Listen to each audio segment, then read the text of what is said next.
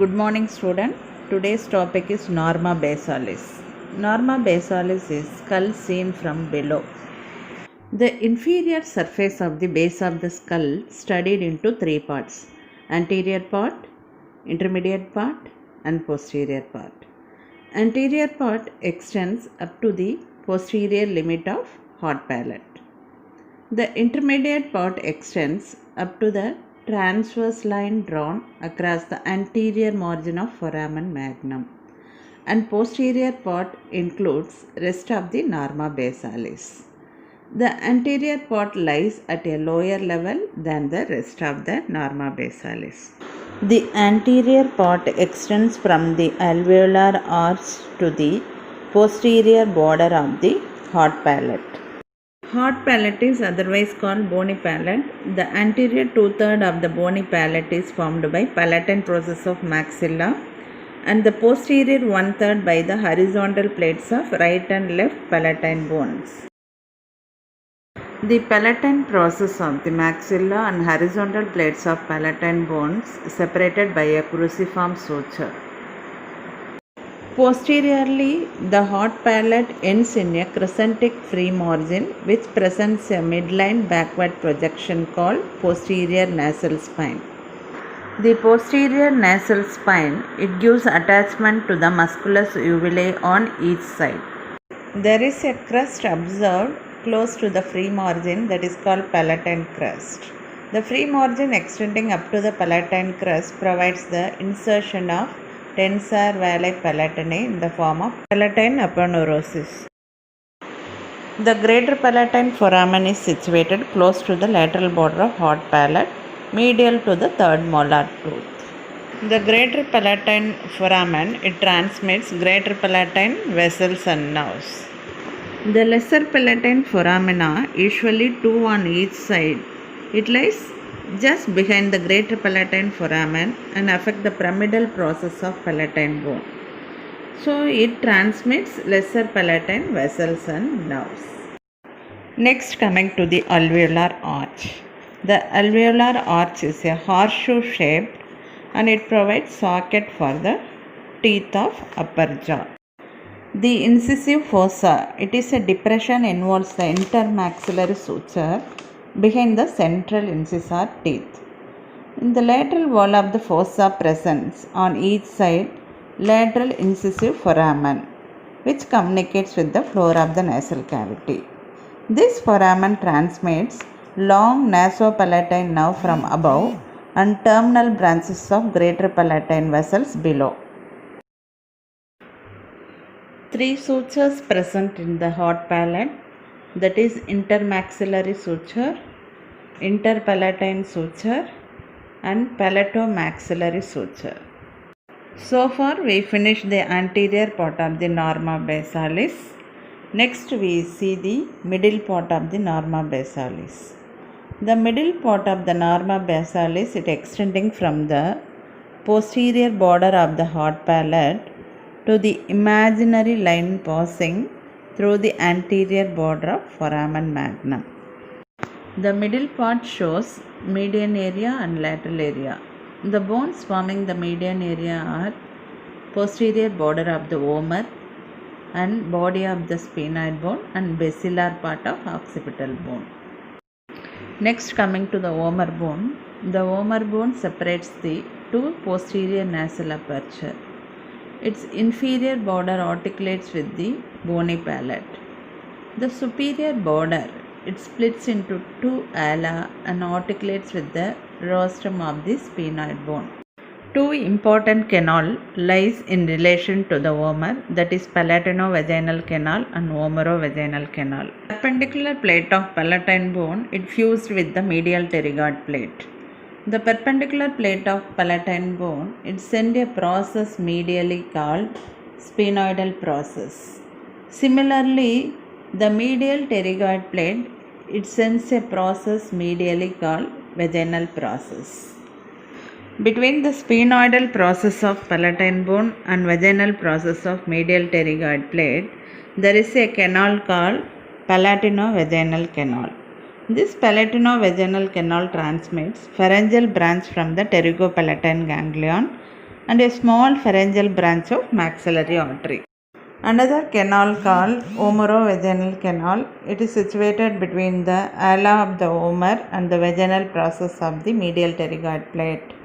It transmits branches of pharyngeal branch from pterygopalatine ganglion and also vessels. There is a broad bar of bone in the median plane near anterior border of the foramen magnum. It presents one tubercle called pharyngeal tubercle.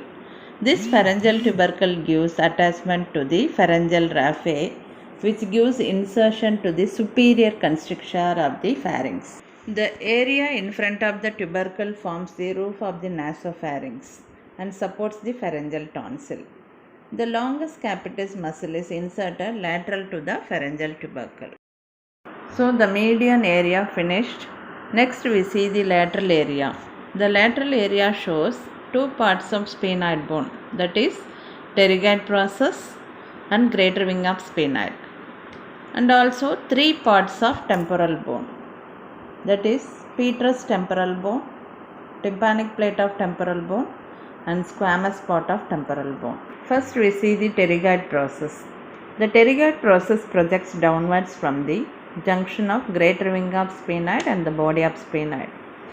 It is inferiorly divides into medial and lateral pterygoid plate, which are fused together anteriorly but are separated posteriorly by a V-shaped pterygoid fossa. The fused anterior border of the two plates articulate medially with the perpendicular plate of palatine bone and separated laterally from the posterior surface of the body of maxilla by the pterygomaxillary fissure. The medial pterygoid plate, it has free posterior border, medial surface and lateral surface. The upper end of the posterior border divides to enclose a triangular depression called scaphoid fossa. The lower end of the posterior border is prolonged downwards and laterally to form the pterygoid hamulus. The posterior border of the medial pterygoid plate gives attachment to the pharyngobasilar fascia, and in the lower part of the posterior border and pterygoid hamulus gives origin to the superior constrictor muscle, and the pterygoid hamulus, it gives attachment to the pterygomandibular raphe. Next, coming to the lateral pterygoid plate. The lateral pterygoid plate, it is directed backwards and laterally. It has free posterior border, medial and lateral surfaces. The medial surface, it gives origin to the medial pterygoid muscle. The lateral surface, it gives origin to the lateral pterygoid muscle. Next, coming to the infratemporal surface of the greater wing of the sphenoid, it is pentagonal. It has anterior margin, anterolateral margin, posterolateral margin, anteromedial margin and posteromedial margin. The anterior margin forms the posterior border of inferior orbital fissure. The anterolateral margin forms the infratemporal crest. The posterolateral margin articulates with the squamous temporal bone. Anteromedially, it continues with the pterygoid process, and posteromedial margin articulates with the petrous temporal bone. Along the posteromedial margin, the surface is pierced by following foramina. These are foramen ovale, foramen spinosum, emissary sphenoidal foramen or foramen of Vesalius, and sometimes there is a canaliculus innominatus. It is situated between the foramen ovale and the foramen spinosum. Foramen ovale, it is a large oval shaped foramen situated posterolateral to the upper end of lateral pterygoid plate.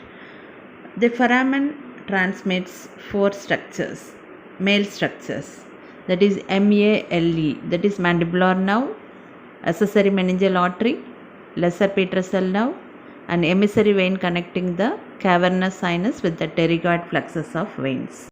Foramen spinosum, it is small and it is situated posterolateral to the foramen of ovale. The foramen spinosum transmits the middle meningeal artery and the meningeal branch of mandibular nerve, otherwise called nervus spinosus, and posterior trunk of middle meningeal vein. So, three structures transmitted by the foramen spinosum, the middle meningeal artery, meningeal branch of mandibular nerve or nervus spinosus, and posterior trunk of the middle meningeal vein. The emissary sphenoidal foramen or foramina phasalis, situated between the foramen ovale and the scaphoid fossa, it transmits an emissary vein connecting the cavernous sinus with the pterygoid plexus of veins. Canaliculus innominatus, when present, situated between the ovale and the spinosum, it transmits the lesser petrosal nerve. Joining of posteromedial and posterolateral margin, there is spine of sphenoid. The spine of sphenoid related laterally to the auriculotemporal nerve and medially to the cauda tympani nerve and auditory tube. The tip of spine of sphenoid gives attachment to the sphenomandibular ligament, anterior ligament of malleus, and pterygospinous ligament. Next, the sulcus tubae. It is a groove between the posteromedial margin of the greater wing of sphenoid and petrous temporal bone. It lodges the cartilaginous part of the auditory tube. Posteriorly, the groove leads to the bony part of auditory tube, which lies within the petrous temporal bone. The inferior surface of the petrous part of temporal bone, it is triangular in shape, apex directed forwards and medially. The apex is perforated by the upper end of carotid canal and separated from the sphenoid by the foramen lacerum. The carotid canal runs forwards and medially within the petrous temporal bone. It transmits the internal carotid artery and the venous and sympathetic fluxes around the artery. Foramen lacerum present in the upper part of the petrous part of temporal bone. The structure passing through the foramen lacerum. During life, the lower part of the foramen is filled with cartilage and no significant structure passes through the whole length of the canal except the meningeal branch of ascending pharyngeal artery and emissary vein from the cavernous sinus. Upper part of the foramen is traversed by internal carotid artery, venous and sympathetic fluxes. And the anterior part of the foramen lacerum, the greater petrosal nerve unites with the deep petrosal nerve to form the nerve of pterygoid canal, that is Vidian nerve. Tegmen tympani, it is a part of petrous temporal bone. Its downturned edge is seen in the squamotympanic fissure and divides the squamotympanic fissure into anterior petrosquamous fissure and posterior petrotympanic fissure. The medial end of petrotympanic fissure transmits the cauda tympani nerve, anterior ligament of malleus, and anterior tympanic artery. This is frequently asked MCQ in practicals. Next, coming to the tympanic part of temporal bone. It is called tympanic plate. It is triangular curved plate. It lies in the angle between petrous and squamous part. Next, coming to the squamous part of the temporal bone. The squamous part of the temporal bone, it forms the anterior part of mandibular articular fossa, which articulates with the head of the mandible to form the temporomandibular joint. That's all about the middle part of the norma basalis. So far we have seen the anterior and middle part of the norma basalis. Thank you.